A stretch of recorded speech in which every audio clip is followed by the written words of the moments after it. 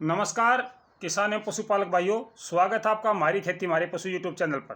किसान साथियों, आज मैं अपने किसान भाइयों को माइकोराजा के बारे में जानकारी देना चाहता हूं। मेरे बहुत से किसान भाई माइकोराजा अपने खेती में डालना चाहते हैं और किसानों का रुझान भी बढ़ा है कि भाई माइकोराजा हमारी फसल के लिए अच्छी चीज़ है।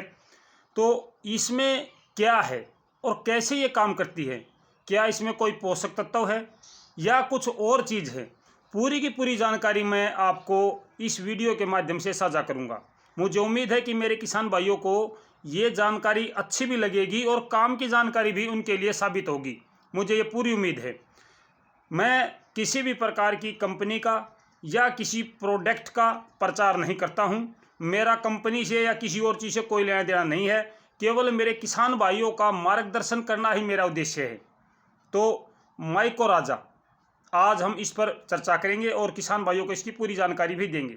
सबसे पहली बात किसान साथियों, माइकोराजा सभी फसलों में डाली जाती है, सभी फसलों में हम डाल सकते हैं, किसी भी फसल में इससे कोई नुकसान नहीं होता है। वास्तव में माइकोराजा में कोई पोषक तत्व नहीं होता, ये सच्चाई है किसान साथियों कि इसके अंदर कोई भी पोषक तत्व नहीं होता।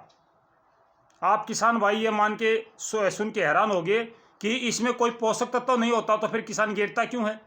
जी हाँ किसान साथियों, इसमें किसी भी प्रकार का कोई पोषक तत्व नहीं है। ये क्या है वास्तव में और ये कैसे काम करता है? ये एक जीवाणु खाद की पोटली है जो हम माइकोराजा डालते हैं। वास्तव में ये एक जीवाणु खाद की पोटली है जिसमें जीवाणु हैं, बैक्टीरिया हैं बहुत ज़्यादा। ये हमारी ज़मीन में जब गिरते हैं तो मेरे किसान भाइयों, ये ज़मीन में गिरते ही गुणात्मक वृद्धि शुरू कर देते हैं, यानी कि इसके बैक्टीरिया में वृद्धि होनी शुरू हो जाती है। ये हमारी फसल को फिर लाभ कैसे देता है? जिस खेत में कार्बनिक पदार्थ पड़े हैं, जिस खेत में सुप्त अवस्था में पोषक तत्व पड़े हैं, उनको ये एक्टिव कर देता है और उसको संतुलित करके पौधे को खाने के लिए भोजन बना देता है उसका।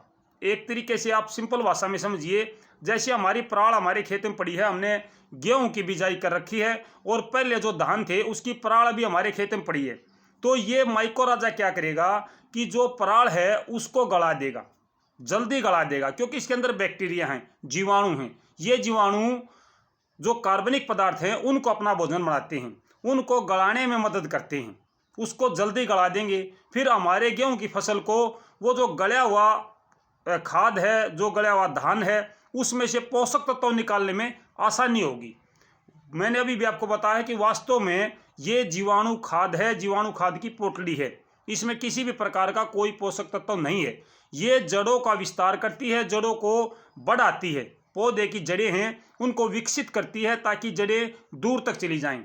जैसे कोई खाद है वो जड़ से थोड़ा सा दूर पड़ा हुआ है तो खाद कभी भी जड़ के पास नहीं जाता है, जड़ को खाद के पास जाना पड़ता है। अब जड़ को इतनी बढ़वार चाहिए कि वो खाद के पास चली जाए। फिर क्या होता है, जब हम माइकोराजा डालते हैं अपने खेत में, अपनी फसल में, तो जो जड़ें हैं वो ज़्यादा विकसित होती हैं। ज़्यादा विकसित होने से जड़ें ज़्यादा लंबी फैल जाती हैं, जड़ों का विकास ज़्यादा होता है, जड़ों का फुटाव ज़्यादा होता है और फिर वो जहाँ भी उसको पोषक तत्व मिलते हैं जड़ को, वो वहाँ पे चली जाती हैं। यानी कि केवल जड़ों का विकास और ज़मीन में पड़े कार्बनिक पदार्थों को गलाने का काम माइकोराजा करता है। इसके अलावा इसका कोई काम नहीं है। कोई किसान भाई ये समझे कि इसके अंदर डीएपी है, यूरिया है, पोटास है, जिंक है, कुछ भी नहीं है। ये सच्चाई है। इसके ऊपर एक जो दानेदार होता है माइकोराजा, उसके ऊपर एक कोटेड चढ़ाई जाती है, इसको लेपित किया जाता है ताकि जो जीवाणु हैं वो ख़त्म ना हो। लंबे समय तक अगर इसकी पैकिंग रखी जाए तो इसके जीवाणु खत्म हो जाते हैं। इसकी पैकिंग कम समय के लिए की जाती है ताकि इसको किसान भाई जल्दी यूज कर ले। इसको कभी भी रासायनिक खाद के साथ प्रयोग में नहीं लेना चाहिए। जी हाँ किसान साथियों, क्योंकि जो भी जीवाणु खाद होता है, जो भी बैक्टीरिया होते हैं, वो कभी भी रासायनिक खाद के साथ ज़्यादा क्रिया नहीं करते।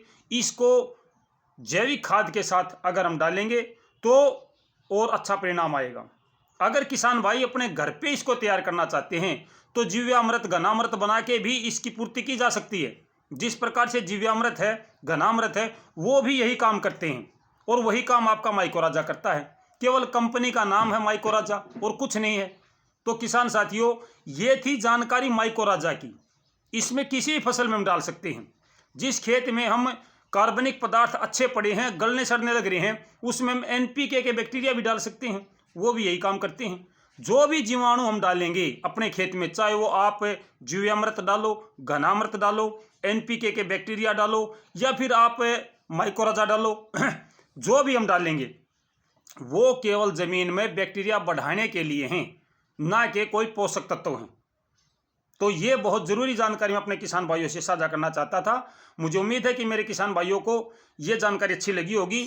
बिल्कुल सही और सटीक जानकारी खेती की, जो खेती के लिए ज़रूरी जानकारी है, हम केवल वही जानकारी आपसे साझा करते हैं। अनाप शनाप चीज़ें डालने की कभी सिफारिश नहीं करते, ना ही कोई अनाप शनाप चीज़ों का प्रचार करते हैं। सच्चाई बताते हैं किसान भाइयों को कि ये सच्चाई है। आगे किसान की मर्जी है वो क्या डाले क्या ना डाले, लेकिन हम केवल सच्चाई बताते हैं कि भाई आप ये चीज़ डाल रहे हो, इसकी बजाय आप ये भी डाल सकते हो और ये भी इतना ही काम करेगी।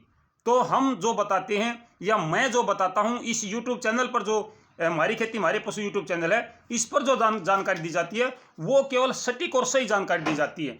बहकाने वाली बात हम कभी नहीं करते हैं। तो फिलहाल के लिए किसान साथियों इतना ही है। जो मेरे नए किसान भाई हैं या नए दर्शक हैं, चैनल को सब्सक्राइब कर लें। लगातार सही और सटीक जानकारी के लिए हमारे चैनल को सब्सक्राइब करें। फिर मिलते हैं, तब तक नमस्कार, जय हिंद।